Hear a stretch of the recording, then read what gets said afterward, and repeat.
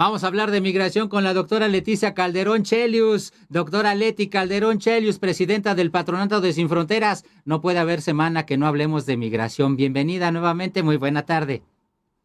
Muy buenas tardes, Carlos, y efectivamente hablemos de migración, porque mira, muchas veces nos quedamos en la arribita, en la idea de los números de la migración, que si las caravanas, y un poco esta lectura más superficial que creo que hemos logrado, pues por lo menos contribuir en algo, Carlos, y ahí te va la buena noticia de la semana, y mira que hay que agradecerle algo al Senado, para que quede dicho, que conste, y tiene que ver con que al final, algo de lo que yo ya he hablado por acá, Carlos, es que se aprobó la eliminación del requisito de apostilla para trámites de actas de nacimiento, que va a impactar de manera inmediata y directa a 600,000 niños cuyos padre o madre por alguna razón fueron deportados al país y por tanto estos niños no habían podido acreditar su nacionalidad mexicana a la que tienen derecho, porque así están nuestras leyes, y por tanto estaban en una situación de extranjería siendo mexicanos y por tanto con la posibilidad de obviamente ejercer esa nacionalidad de la que son portadores y bueno, quitarse una cantidad de cosas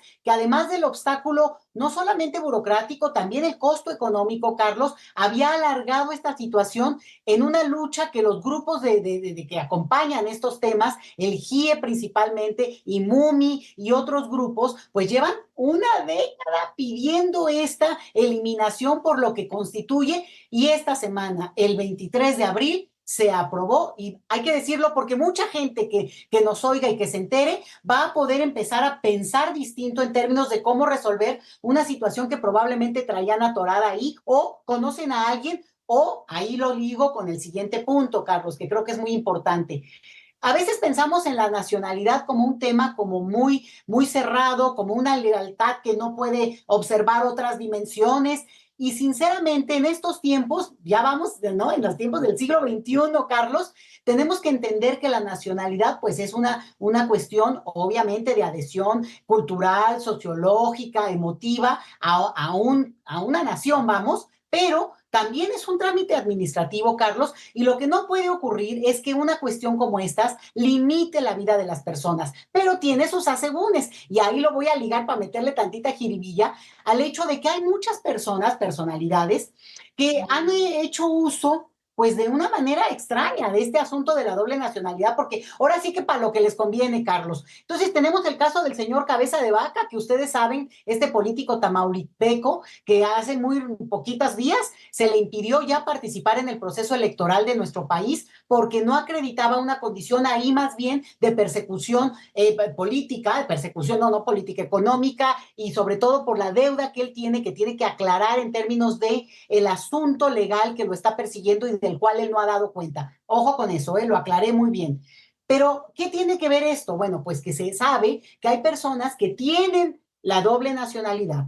y que la usan indistintamente, como yo creo que debería de ser, sinceramente, yo no le veo el obstáculo. Sin embargo, en nuestras leyes sigue siendo un elemento que impide que las personas con doble nacionalidad participen, por ejemplo, en procesos políticos, aparentemente. Pero estamos ante otro caso de simulación, Carlos, porque al final de cuentas, un personaje como él, y por eso lo mencioné, sí ha sido incluso gobernador de su estado, al mismo tiempo que tiene la nacionalidad de Estados Unidos. Entonces,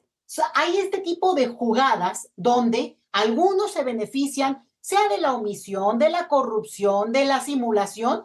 pero otros miles, como lo que mencionaba al principio, si no hacen un X trámite y no avanzan en ese trámite, y aún con el trámite siguen estando limitados en la condición de membresía plena a la sociedad en la que viven. Entonces, lo quiero dejar dicho porque esto se va a empezar a ver cada vez más. Ya tenemos varias décadas con este tema encima, pero creo que cada vez se visualiza más porque, déjame cerrarlo con esto para que acabe de amarrar bonito. Tenemos casos, Carlos, donde hay requisitos legales en nuestro país, como el tema de la residencia para poder ser, digamos, candidato a diputado o a senador. Esas son condiciones que están en nuestra ley electoral. Pero casualmente tenemos a un personaje como el señor Ricardo Anaya, que pues aquí no es duda y no es misterio y todo el mundo lo sabemos, lleva pues por lo menos unos 5 años viviendo fuera del país. Por tanto, no cubre el requisito de la residencia en el país, en México, en algún lugar del país, para poder acreditar su condición de, digamos, ser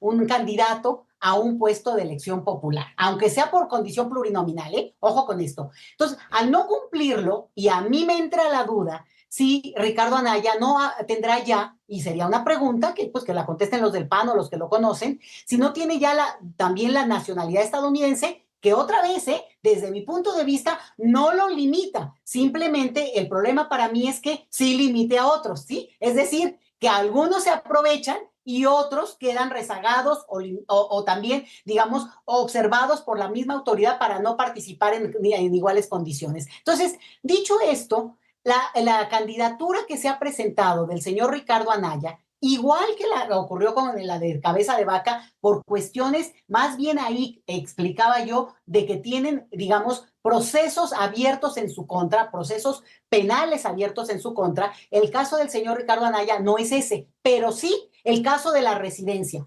Él podría ser candidato como mexicano en el extranjero, porque ya existe esa figura, pero él no se inscribió para ser diputado, no existe para senador, pero no se inscribió para ser diputado desde el extranjero y podría votar desde el extranjero mostrando su residencia desde otro país. Entonces, ojo con esto, la nacionalidad es una adhesión cultural, simbólica importantísima, es un asunto administrativo, pero también tiene límites y tiene reglamentaciones que en este caso hay que destrabar para que la mayoría de la gente simplemente pueda ejercer sus derechos políticos ahí donde está, su vida plena, como ahora gracias a que han eliminado la apostilla como requisito para las actas de nacimiento, pero también hay que observar cuando hay algunas condiciones que reglamentan cuándo se puede o no participar, como en el caso de la residencia, ¿sí? De la residencia física permanente de una persona en el lugar donde quiere además ser representante popular. Entonces, hay muchos temas que al hablar de migración, Carlos, entran en el debate, entran en el asunto de pensar que estos son asuntos que nos han alcanzado ya y que hay que discutirlos en la mesa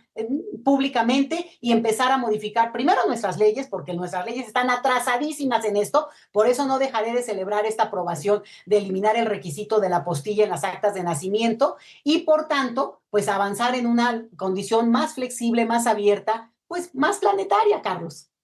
Definitivamente. Y por lo pronto, doctora Leti Calderón Chelius, pues en este espacio le seguimos precisamente hablando de estos temas por lo menos una vez a la semana. Mil gracias. Excelente fin de semana, doctora Leti. Excelente para ustedes también y muchas gracias como siempre, Carlos. Hasta la próxima. Gracias a la doctora Leticia Calderón Chelius.